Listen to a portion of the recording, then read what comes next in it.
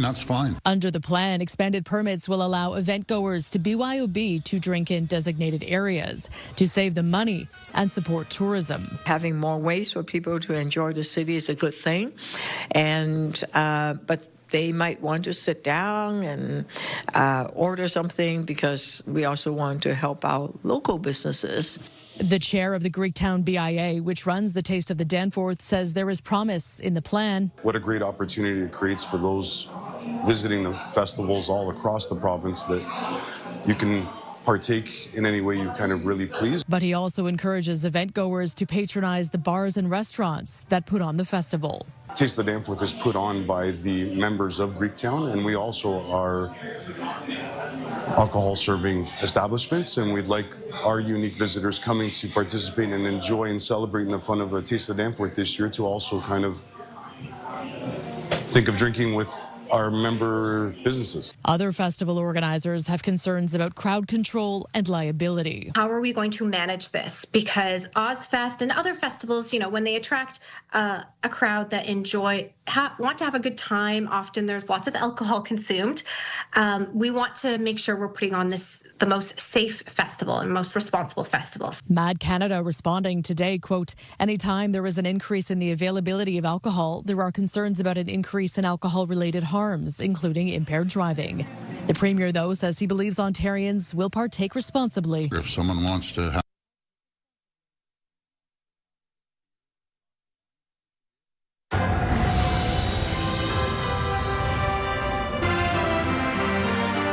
CTV News with Carlyle Fiset. Good evening. Thanks for joining us. We begin tonight with what's being called a first step in addressing a London housing co-op and its dire infrastructure needs. However, as Daryl Newcomb reports, the next steps could prove substantially more expensive.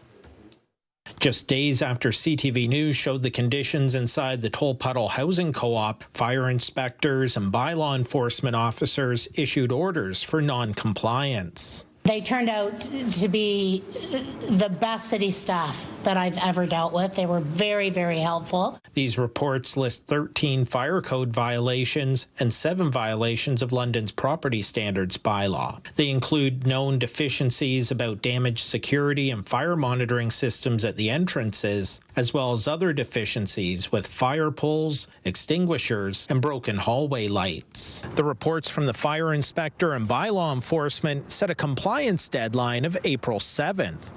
However, a council committee isn't scheduled to discuss the troubled building until April 13th. Duresco was brought in by the board to address the code violations in the building that houses low-income Londoners, families, the elderly, and disabled. We started yesterday, and I believe we're going to have a good majority of it done by the deadline. Duresco is working in good faith given the co-op's current financial crisis. This is just Duresco's part just to help both with the common element safety and also just getting the units back up to snuff so they can have housing to provide people. We don't have enough money, and that was our initial plea to the city.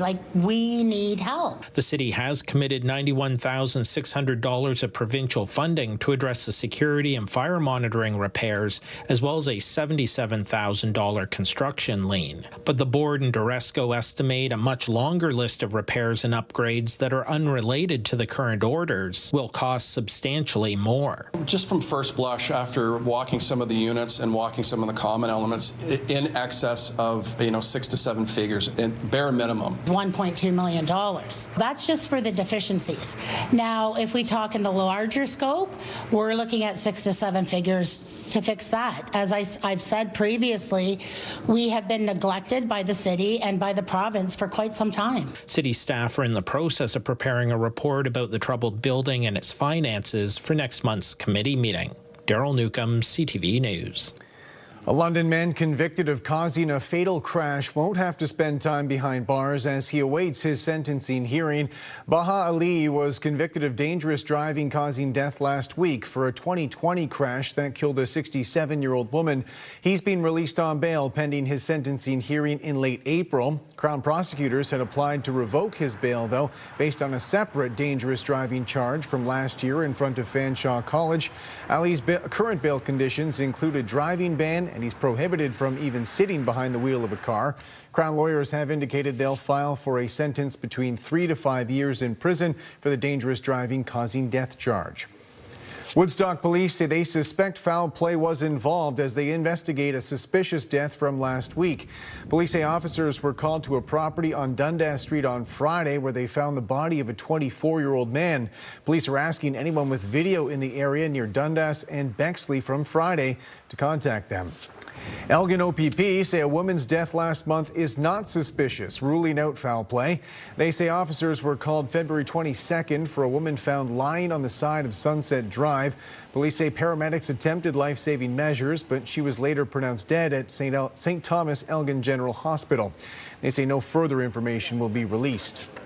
The provincial government has made a flurry of announcements to start the week, covering a wide range of issues. Siobhan Morris has more on those initiatives and the opposition belief that this may just be an attempt at distraction. It's a new proposal to help drivers riding alone get to their destinations sooner. There's a traffic jam or whatever, 7, 8 o'clock at night, people should be able to use the HOV lanes. Ontario is also going to let you bring booze from home to enjoy at some street festivals. A 48-hour flurry of announcements and initiatives, opening up bail hearings, pushing the feds to legalize carrying pepper spray. This is to defend yourself when some crazy nut comes after you. To CTV political analyst Scott Reid, this all makes sense. This is right in his wheelhouse politically, and in some ways I think the Premier is trying to reinforce those kind of populist issues that he's on, but at the same time push away some of the bad news. Like the firestorm set off last week over tightening freedom of information rules. It would keep calls, texts, and other records from the Premier, ministers, and their staff out of public reach. The changes retroactive. I think everything he said in the last few days is all about distracting from the fact that he doesn't want people to have access to his cell phone records because he's trying to hide something. Doug Ford makes no secret of using his personal phone for work. In January, a court ordered him to turn his records over. Today, Ford made clear his phone is the reason for the change. When it comes to a conversation within cabinet and on personal cell phones, that's not should be FYable. The interim Liberal leader says the Premier's trying to duck accountability for public business on his private phone. He's got the Greenbelt investigation that's ongoing. He's got the Skills Development Fund investigation ongoing. He's got Therma and God knows what else. The clampdown on access to information comes with updated cybersecurity plans. The Premier says Ontario needs to keep an eye on adversaries. Be it China, North Korea, Russia, and if anyone thinks that they aren't on to us and everywhere else in the world, well, you're sadly mistaken. Siobhan Morris, CTV News. Now, the province's proposed expansion for outdoor alcohol consumption could mean BYOB this summer at London festivals. With more on those changes, here's Natalie Johnson. On one of the busiest days of the year for bars, you don't need the luck of the Irish to find a pint being poured in the middle of the day. The more time we spend celebrating, the less time we spend arguing. And many of the people in this pub will cheers to the idea of looser alcohol rules in this province. People are generally responsible. The rest of the world has allowed, these sort of relaxed drinking rules for some time, and I think we're catching up slowly. The Ford government announcing today it is expanding bring your own alcohol permits for outdoor community events, including festivals and farmers markets. If you want to go to a cultural event, then you can have a glass of wine and a beer. You want to bring your own wine, that's fine. Under the plan, expanded permits will allow event goers to BYOB to drink in designated areas to save them money and support tourism. Mad Canada responding today, quote, anytime there is an increase in the availability of alcohol, there are concerns about an increase in alcohol-related harms, including impaired driving. The Premier, though, says he believes Ontarians will partake responsibly. If someone wants to have a beer or a glass of wine, they should be able to. And expects the majority of festival goers will still be raising their glass in restaurants. Natalie Johnson, CTV News. A major manufacturing investment is coming to a small southwestern Ontario community. Travis Fortnum has more on the hundreds of potential jobs for a town of just a couple thousand people. In Harrow, a local manufacturer is getting ready to grow. With a multi-million-dollar investment in the town and more than 100 new jobs expected. That'll be across the board. At an announcement in the heart of town Tuesday morning, Enterquest General Manager Tom Fortushnik says the growth will touch nearly every part of the operation, from the shop floor to support roles. Just right across the board, it'll be that expansion for the entire facility.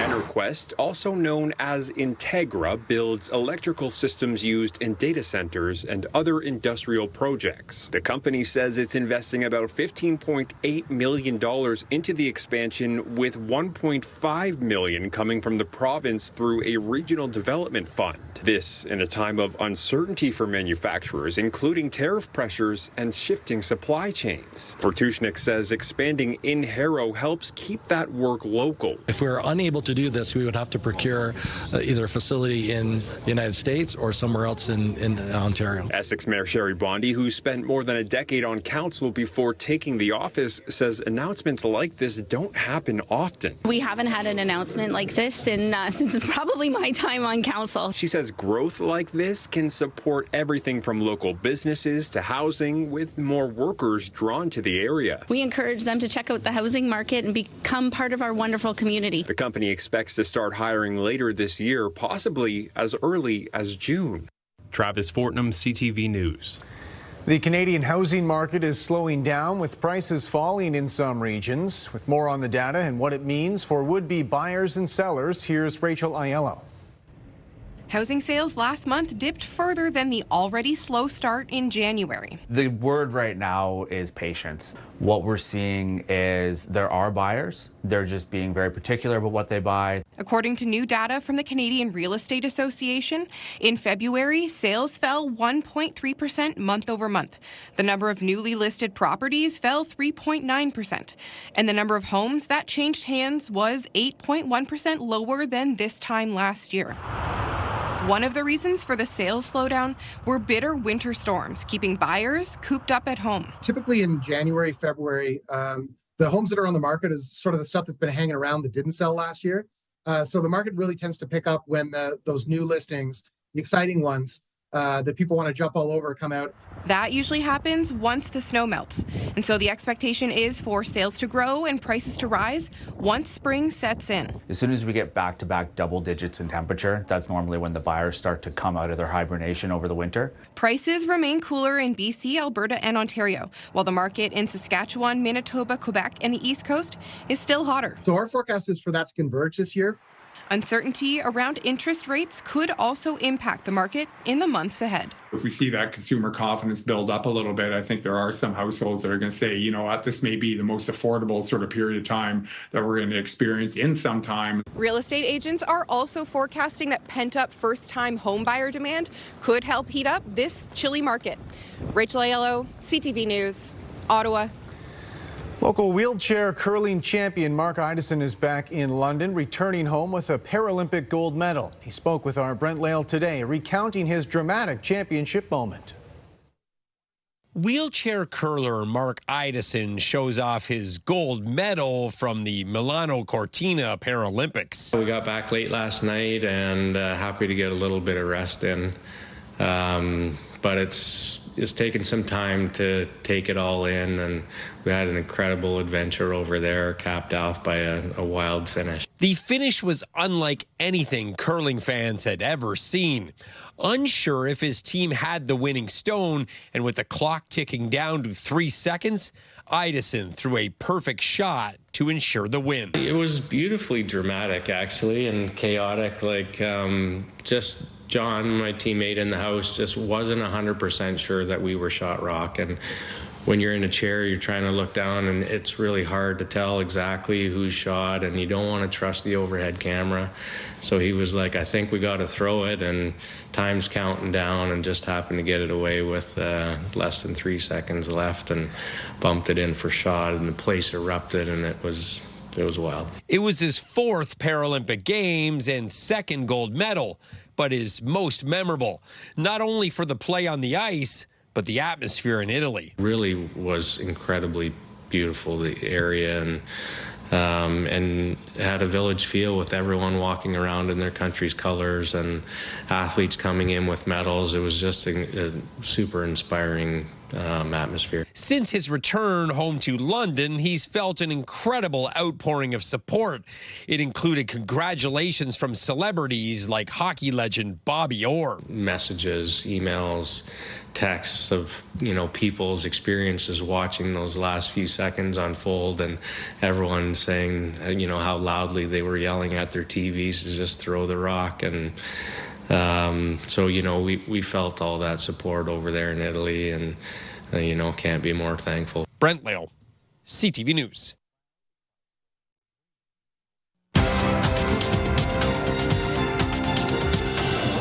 Canada's main stock index finished in positive territory, helped by gains in the technology sector. The TSX gained 52 points. In New York, the Dow added 47, the Nasdaq up 105. The Canadian dollar dropped 0.13 on commodity markets. Gold gained $6 an ounce, and oil is up $3 a barrel.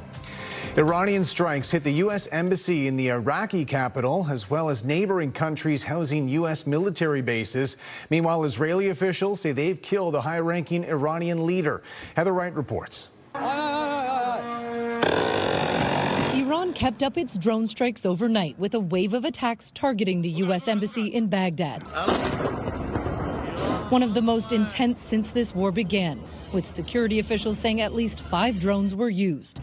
Countries in the Gulf were also targeted. Authorities in the United Arab Emirates say 10 ballistic missiles and 45 drones launched from Iran were intercepted. While in Israel, an Iranian missile caused damage in the central part of the country. Despite more than 2 weeks of bombardment, Iran continues to target so-called enemy countries, though the tempo of those strikes has slowed. In what could be a major blow to the regime, Israel says it killed one of Iran's top leaders, Ari Larijani. Last seen in public on Friday, Larijani had strong ties to both Moscow and Beijing and was seen as more of a pragmatist than a hardliner. The United States released this video today, which Central Command says shows strikes against targets inside Iran. It comes on the same day as the United Nations announced it is investigating the fatal strike on a primary school in Iran on the first day of this war, which killed 168 people, mostly girls. A preliminary investigation found the U.S. was likely responsible, though nothing has been proven. Given the innocent lives that have been lost, there is a critical need for such an investigation to be done and for an independent outcome to follow. The UN is also questioning Israel's conduct in Lebanon, saying some of its strikes there may constitute war crimes. The death toll from renewed fighting between Israel and Hezbollah, the Iran-backed militant group, is nearly 900, according to the health ministry. Nearly 1 million people have been displaced. We feel that someone should look at us, this man says. There has been a lot of destruction. Heather Wright, CTV News, Istanbul. Good evening, I'm Rita Ismail. Good news, the winds have started to ease, which means our lake effect flurries also tapering off as we head into the night. But we are tracking the next weather maker, another Alberta clipper that will swing on through just in time for your afternoon commute on Wednesday. I'll walk you through the full forecast and tell you about rain in behind the snow on Thursday. That's still ahead. Welcome back on the desk with Rita now. And the cold temperatures certainly have been sticking around these last couple days, but as we look ahead, the rest of the week, warming trend. Yeah, absolutely. Old man winter doesn't want to leave Carlyle as spring is knocking on the door. Keeping our fingers crossed we warm up. Tonight, not the case. We're actually going to feel close to -15 overnight, and today it was -6 for our daytime high, well below what's normal this time of year, which is 4 degrees. The record 22 back in 1945. Our overnight low was quite cold as well. We dropped down to -10, and that's where we're headed tonight. We do have those flurries easing as the winds eased off earlier this evening, heading into the night. Mostly cloudy conditions, but we're tracking 2 low pressure systems. They're both Alberta clippers. clippers, which means they'll be in and out quickly, but not before leaving behind a little bit of moisture. First one moves in tomorrow afternoon around 3-4 p.m. And because our temperatures are going to remain on the cold side below freezing mark, we're expecting some snowfall between 4 and 7 p.m. The second one will move through, and this one will bring a mixed bag of weather as our temperature fluctuates. So you can see here we have mixed precipitation, snow switching over to rainfall. Heading into Friday morning, as we officially welcome spring, we will have showers early Friday. Tomorrow, though, early in the morning, if you're out the door, -14, so remaining cold for tomorrow. We are expecting to climb to -1 in the afternoon, but still it is cold enough for that system to bring in a few centimeters of snowfall, light dusting for parts of the region. Heading into Thursday, again, that next system moves in quickly, and that will usher in some rainfall Thursday night into Friday morning. Now take a look at that big climb in temperature. We go from -1 on Wednesday to 11 degrees Friday, but by now we're used to this kind of activity. It is a transitional season. Heading into the weekend, we're expecting a fairly decent weekend. There might be some early morning flurries, but we're going to climb to 7 degrees under mostly cloudy skies with peaks of sunshine Saturday and Sunday, and then nice mix of sun and cloud to kick things off next week. Midwestern Ontario, cold tonight. We're dropping to -14, feeling close to about -22. Heading into tomorrow, though, we will warm up to -1. We'll have late day snowfall associated with that first system. The second one moves in. That will be more of a snow rain event for you in Midwestern Ontario. And then early Friday morning, that shower activity tapering off. Heading into Saturday, the chance for some moisture is there, but the probability on the lower end. And then Sunday, mostly cloudy with breaks of sunshine. We are hoping to make it on the other side of winter as we officially welcome spring on Friday. Carlyle. Thanks, Rita. A Canadian web series made in the Kitchener-Waterloo region has been selected for screening at a Los Angeles festival. With more on the people behind the production and where they hope to take the series in the future, here's Spencer Turcotte. Amazing food.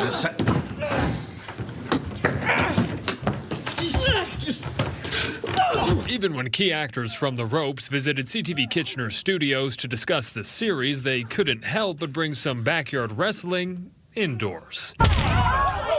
The story follows a wrestling-obsessed family trying to win back their backyard after losing it in a high-stakes match. Patriarch of the family decides to bet the backyard against his arch-nemesis. So the remainder of the season is them trying to win it back together through different matches as a family and as a community. The 6-episode dramedy blends family drama with comedy, using Kitchener-Waterloo as the show's backdrop. Waterloo region has a large wrestling background. I don't know if a lot of people are aware of that, but we do have a large indie wrestling community here. Lead producer Denise Bodan even went to Kitchener Wrestling Studio Off the Ropes to poach some talent like Bad Nanny. I can beat people with my cane, with my wooden spoon, may have to take the diaper off, diaper wash my opponent in the face. But in the series, her character is a sweet librarian by day and a wild wrestler on weekends. She'll be the first to admit acting is just as daunting as wrestling due to the multiple takes. He picks me up and slams me into the ring. And then they're like, reset. Okay, let's do it again. Pick him up, slam me into the ring. Oh, reset, do it again. I was like, how many times do I have to do this? Sean Maris and Marcella Young play the husband and wife duo who are trying to reclaim their backyard ring. This show is really about family. Family is messy, it's weird, it's the best. And I think that you don't have to be perfect. If you stick together, you can overcome anything. The series premiered on Bell 5 TV1 in November and has been selected for screening at the upcoming LA Webfest. Despite the wrestling wounds he had to overcome, Maris is hopeful the success of the series will propel the show into a second season. 2 words. I hope. Actually, 3 words. I really hope. Spencer Turcotte, CTV News, Kitchener.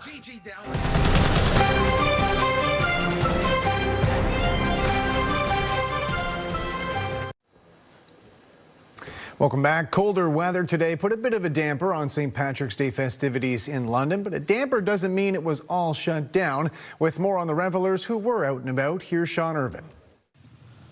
The pull of St. Patrick was limited in London as cold weather kept crowds at bay. Outside Molly Bloom's Irish pub, no lines greeted customers in the early hours of the celebrations. That's certainly a change from years gone by. But inside, the 2026 party was underway. This group has been coming here for years to celebrate all things green. Just the cheer, the joy, the happiness. Everyone just is, yeah. Everyone's in a good mood. It's the same story at this table where one patron with ties to the island was celebrating. My mom and dad came from Ireland. And now Mort has raised a glass to his heritage at this table for almost 30 years. But he and most of those here enjoying a drink are not the usual crowd dominating St. Patrick's Day. It seems 20-somethings shied away from the festivities, perhaps after celebrating early on the weekend. But across the street at McCabe's Irish pub, there are other theories, including people who simply have less money to spend on a glass of beer. I mean, even when I first came here to Western University in 2017, it was just crazy. We couldn't even get into McCabe's or Molly's or anything at this time of day. But change doesn't mean police are laying back on their approach to this date. We can say is we do plan for this day, and we'll have the appropriate numbers on ground to assist with any emergencies. Police agree warm weather brings more people out, but back at the pubs, the crowd again believes the decline in numbers coincides with changing patterns. They're not real partiers then. Because you know why? It's always sunny when you're drinking. And you know what happens? You have 1, 2, 3 pints. It's summertime again. In London, Sean Irvin, CTV News. That's it for us. Thanks for watching. For all of us at CTV News London, I'm Carlyle Fiset. Have a good night.